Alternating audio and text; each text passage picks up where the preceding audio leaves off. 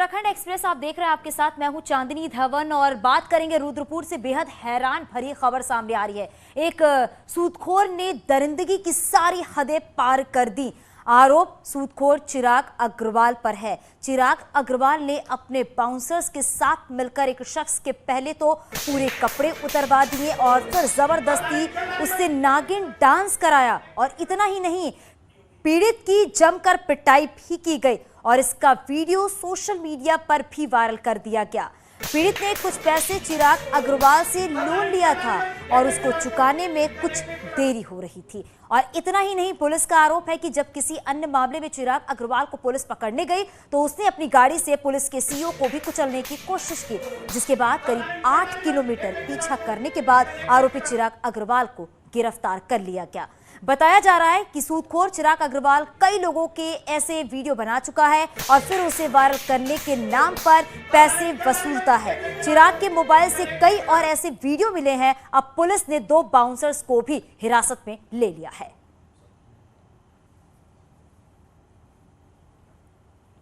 तो पैसा नहीं देने पर कपड़े उतरवाए, मारपीट की गई और मारपीट के बाद अब ये वीडियो जो है सोशल मीडिया पर वायरल हो रहा है। सीओ सिटी को भी कुचलने की कोशिश की गई चिराग अग्रवाल की तरफ से।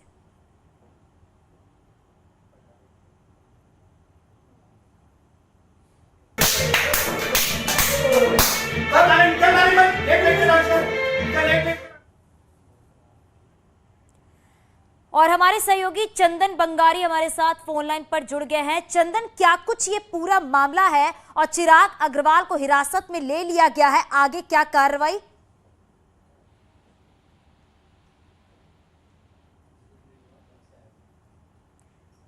चंदन, आपको मेरी आवाज मिल रही है?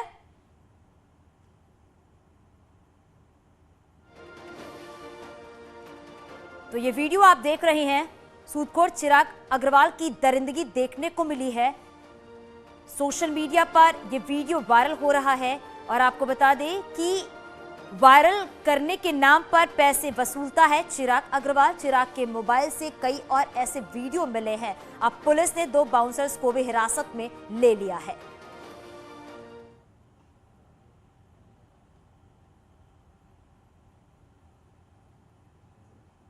चलिए आगे बढ़ते और बात करते हैं। उत्तराखंड में शपथ ग्रहण के बाद अब भी मंत्रियों के पोर्टफोलियो को लेकर सस्पेंस बना हुआ है।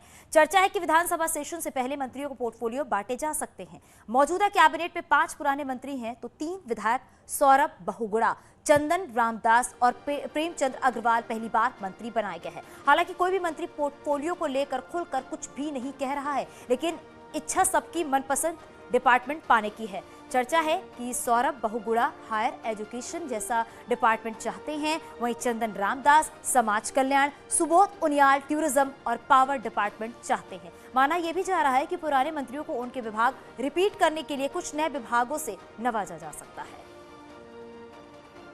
और मुझे लगता है कि विधानसभा सत्र शुरू होने से पहले ये इंतजार भी खत्म होगा। जल्दी ही इसमें भी सकारात्मक कार्रवाई होगी। मुझे माननीय मुख्यमंत्री जी जो भी विभाग देंगे, सभी विभाग में जनता की सेवा करने का वादा होना चाहिए। और मैं कह रहा हूं कि सब विभाग अच्छे हैं। जो भी जिम्मेदारी मुझे मिलेगी उसको ईमानदारी निष्ठा से निभाऊंगा। ये मुख्यमंत्री का विशेषाधिकार है, जब चाहे बांटे। सर, आपकी कोई चॉइस है? कोई चॉइस आपने हो क्या? देखिए, जो क्षमता अनुसार जो विभाग मिलेगा उसको चलाऊंगा। बीजेपी के राष्ट्रीय महामंत्री बीएल संतोष का देहरादून दौरा तय हो गया है। 4 अप्रैल को बीएल संतोष देहरादून पहुंचेंगे और पार्टी ऑफिस में मीटिंग करेंगे, जिसमें विधानसभा प्रभारी, संयोजक और जिला अध्यक्ष भी मौजूद रहेंगे। माना जा रहा है कि बीएल संतोष राज्य में बीजेपी की हारी 23 सीटों पर समीक्षा कर सकते हैं।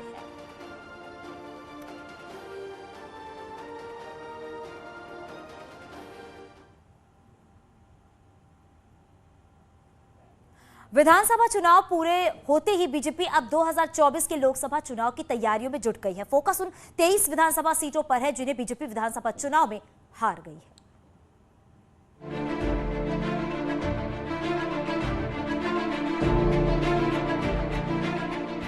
विधानसभा चुनाव में एक बार फिर भगवा लहराने में सफल रही बीजेपी अब अपने अगले टारगेट के लिए जुट गई है। ये टारगेट है 2024 का लोकसभा चुनाव।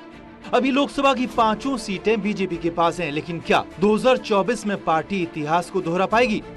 विधानसभा चुनाव परिणाम ने उसकी इस टेंशन को बढ़ा दिया है, क्योंकि विधानसभा चुनाव में बीजेपी जिन 23 सीटों पर जीत दर्ज नहीं कर पाई, उनमें 14 सीटें अकेले नैनीताल और हरिद्वार लोकसभा क्षेत्र की हैं। ऐसे में बीजेपी अब हार के कारण तलाशने जा रही है। आगे 2024 में हमारे आम चुनाव होने जा रहे हैं, उसके लिए किसी प्रकार से किसी भी प्रकार की कमी न रह जाए, उसके लिए हम तैयारी करने जा रहे हैं। और भारतीय जनता पार्टी किसी भी कमी को दूर, सभी प्रकार की कमी को दूर करने के लिए अपनी इस तरह से तैयारी कर रही है। बीजेपी ने अपने 12 पदाधिकारियों को इन सीटों पर हार की समीक्षा के लिए भेजा है, जो संबंधित विधानसभा के प्रभारी, सह प्रभारी, संयोजक, चुनाव प्रबंधन समिति, मंडल अध्यक्ष, महामंत्री, शक्ति केंद्र संयोजक और शक्ति केंद्र प्रभारी से बात करके हार के कारणों की रिपोर्ट तैयार करेंगे। तो जिन विधानसभा में कुछ वोटों के कारण से हम रह गए, उसके कारण क्या रहे, उनको ढूंढने के लिए हमको कहा है पार्टी ने। मेरे पास 2 विधानसभा में से ऐसे कई पदाधिकारी को लगाया गया है। समीक्षा का फोकस हरिद्वार और उधम सिंह नगर जिले। यूएस नगर में बीजेपी को 9 में से सिर्फ 4 सीटें हाथ लगी, तो सबसे लचर हाल हरिद्वार में रहा, जहां 11 में से बीजेपी सिर्फ 3 ही सीटें जीत पाई। देहरादून से न्यूज़ 18 के लिए सुनील नवप्रभात की रिपोर्ट।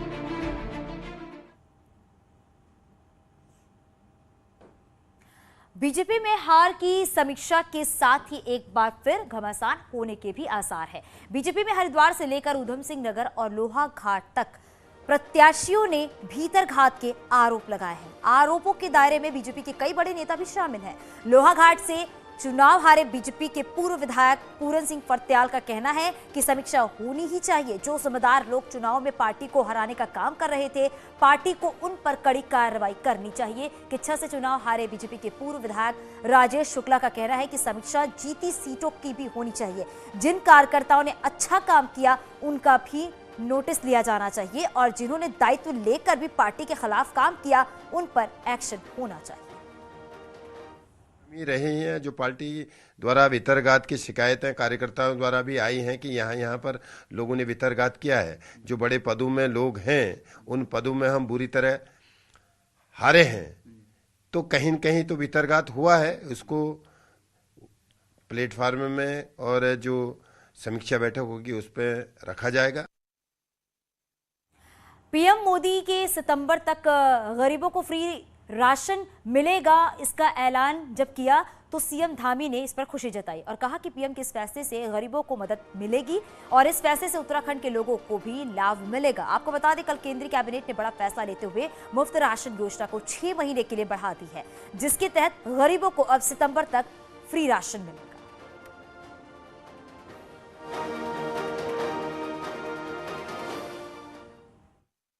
देश के अंदर इतनी बड़ी कोरोना महामारी चली, विश्वव्यापी महामारी चली। इस महामारी में माननीय प्रधानमंत्री जी ने तय किया था, संकल्प लिया था कि देश के एक व्यक्ति को भी बिना अनाज के नहीं रहना पड़ेगा, भूखे पेट नहीं सोना पड़ेगा।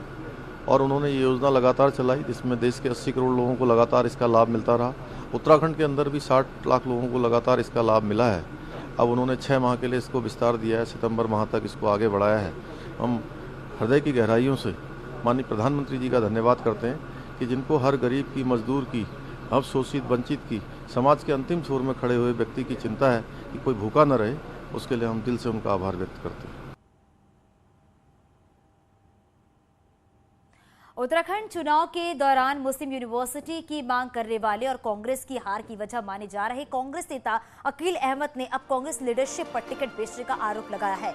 रुड़की पहुंचे अकील अहमद ने अपने बचाव में कहा कि मुस्लिम यूनिवर्सिटी की वजह से कांग्रेस चुनाव नहीं हारी, बल्कि कांग्रेस की लीडरशिप ने टिकट बेची और अपने लोगों को टिकट दिए, जिससे कांग्रेस की हार हुई। अकील अहमद ने कहा है कि मुझे सहसपुर से टिकट नहीं दिया गया था और मैंने निर्दलीय चुनाव लड़ने का ऐलान किया तो पार्टी ने मुझे मना किया और तब मैंने मुस्लिम यूनिवर्सिटी की मांग की थी। आपको बता दें कि चुनाव के दौरान मुस्लिम यूनिवर्सिटी का मुद्दा खूब छाया रहा और बीजेपी ने इसे लेकर कांग्रेस पर बड़े हमले भी किए और कांग्रेस भी अकील अहमद के इसी बयान को हार की वजह मानती है। जो लोग मेरे पर ठिकरा फोड़ रहे हैं, जो लोग ये कह रहे हैं कि हम जो है हार गई, कांग्रेस हार गई और जो है मुस्लिम यूनिवर्सिटी के बयान पर हार गई। वो पहले अपने गिरबान में जाके देखें कि उन्होंने जो है टिकट को बेचने का काम किया या उन्होंने अपने चापलूसों को टिकट बांटने का काम किया। जो निष्ठावान कार्यकर्ता थे, जिन लोगों ने 5 साल काम किया, उनको दरकिनार करके ऐसे लोगों को टिकट बांट दिए गए जो चापलूस थे और जिसमें जो है पैसा लिया गया। मैं तो खुला बोलता हूँ, मैं नाम लेना नहीं चाहता, उसमें बहुत बड़ी जो है लीडरशिप है। राष्ट्रपति रामनाथ कोविंद आज हरिद्वार दौरे पर रहे। हरिद्वार पहुंचे राष्ट्रपति ने दिव्य प्रेम सेवा मिशन के रजत जयंती समारोह में शिरकत की। कुष्ठ रोगियों की सेवा और इलाज का काम करने वाली संस्था दिव्य प्रेम सेवा मिशन के संस्थापक सदस्य रहे हैं।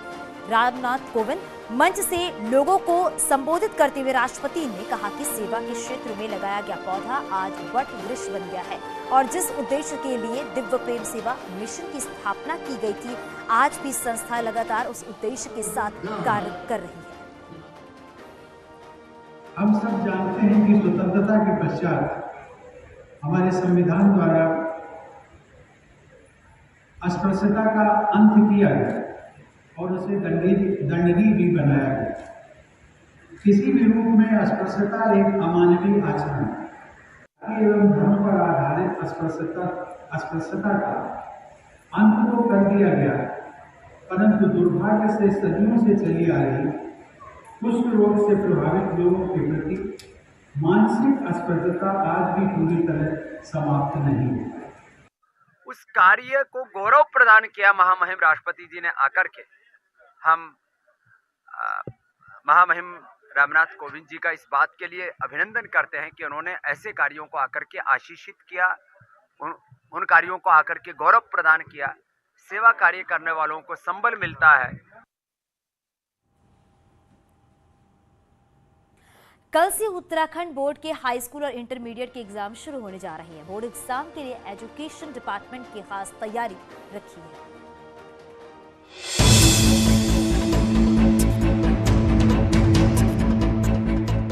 उत्तराखंड विद्यालयी शिक्षा परिषद की 10वीं और 12वीं के बोर्ड एग्जाम सोमवार से शुरू होने जा रहे हैं। 28 मार्च से 18 अप्रैल के बीच होने वाले एग्जाम के लिए बोर्ड ने अपनी तैयारियां पूरी कर ली हैं। इस बार 10वीं में जहां 1,29,785 छात्रों ने रजिस्ट्रेशन कराया है, इसमें 1,27,414 रेगुलर स्टूडेंट्स हैं, जबकि प्राइवेट स्टूडेंट्स की संख्या 2,371 है। वहीं 12वीं की बोर्ड परीक्षा के लिए कुल 1,13,170 छात्रों ने रजिस्ट्रेशन कराया है। इसमें 1,10,204 स्टूडेंट्स रेगुलर और 2,966 प्राइवेट स्टूडेंट्स हैं। बोर्ड ने एग्जाम के लिए 1,333 सेंटर्स बनाए हैं। इसमें 191 संवेदनशील और 18 अति संवेदनशील घोषित किए गए हैं। इस समय कल से हमारे बोर्ड की परीक्षा स्टार्ट हो जाएंगी। 28 तारीख से लेकर 19 अप्रैल तक चलेंगी। इसमें पूरे प्रदेश की बात रहे तो 1,333 सेंटर्स में करीब 2,42,000 बच्चे उसमें एग्जाम देंगे, हाई स्कूल इंटर के। मैं बात करूं देहरादून जनपद की तो देहरादून जनपद में 26,000 बच्चे एग्जाम देंगे और 122 हमारे सेंटर बने हुए हैं। 2 शिफ्ट में 10वीं और 12वीं के एग्जाम होंगे। स्टूडेंट्स को 15 मिनट पहले पेपर दिया जाएगा। सुबह 8 बजे से पहली पाली में होंगे एग्जाम। 191 संवेदनशील और 18 अति संवेदनशील सेंटर्स। वैसे इस बार उत्तराखंड में 10 से ज्यादा जिलों में कहीं डीईओ तो कहीं बीईओ का ही टोटा है। ऐसे में इन परीक्षाओं को नकलविहीन कराना एक बड़ा चैलेंज होने जा रहा है। न्यूज़ 18 के लिए देहरादून से भारती सकलानी उनियाल की रिपोर्ट। 3 मई से प्रदेश में चारधाम यात्रा की विधिवत शुरुआत होने जा रही है। सबसे पहले अक्षय तृतीया के दिन 3 मई को मां गंगोत्री और यमुनोत्री के कपाट खुलेंगे। 6 मई को केदारनाथ और 8 मई को बद्रीनाथ के कपाट खुलने हैं। चारधाम यात्रा की तैयारियों को लेकर मंदिर समिति लगातार बैठकें भी कर रही है। समिति के अध्यक्ष अजेंद्र अजय का कहना है कि चारधाम यात्रा को लेकर पूरी तैयारियां की गई हैं। यात्रा में आने वाले श्रद्धालुओं को कोई दिक्कत ना हो, इसका भी विशेष ख्याल रखा गया है।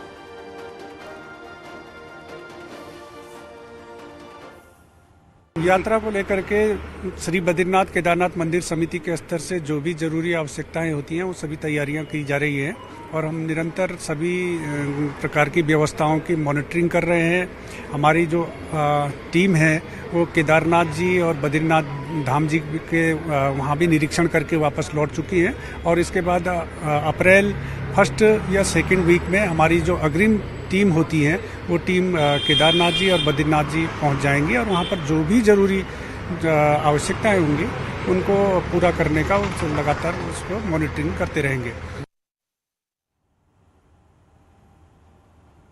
कुमाऊं वासियों के लिए हवाई सेवा कंपनी इंडिगो ने पंतनगर से दिल्ली और देहरादून के लिए नियमित फ्लाइट शुरू कर दी है। आज पहले दिन इंडिगो का ATR 72 एयरक्राफ्ट दिल्ली से 71 यात्रियों को लेकर पंतनगर पहुंचा, जिसके बाद वो यात्रियों को लेकर देहरादून रवाना हुआ। एयरपोर्ट पर फ्लाइट का वाटर कैनन स्वागत किया गया।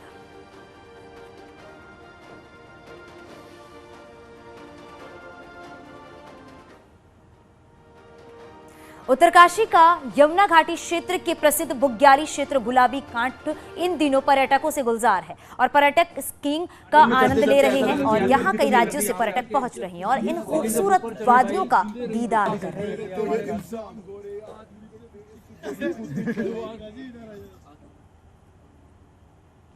बहुत अच्छा लगा, मतलब अंदर से मोटिवेशन मिला कि और भी करना है, कुछ ऊपर जाना है और कहीं अच्छी जगह भी करना है और इससे भी ऊपर मतलब पीक्स जो है वहाँ से जो नज़ारे आते हैं वो और हमें मोटिवेशन देते हैं आगे करने का। बहुत अच्छा लगा, हम लोगों ने जैसा सोचा था बिल्कुल वैसा ही था, बहुत सुंदर था जैसा पिक्चर्स में देखा था, तो विंटर्स में बहुत सुंदर लगता है। और यहाँ रुकेंगे छोटे से ब्रेक के लिए।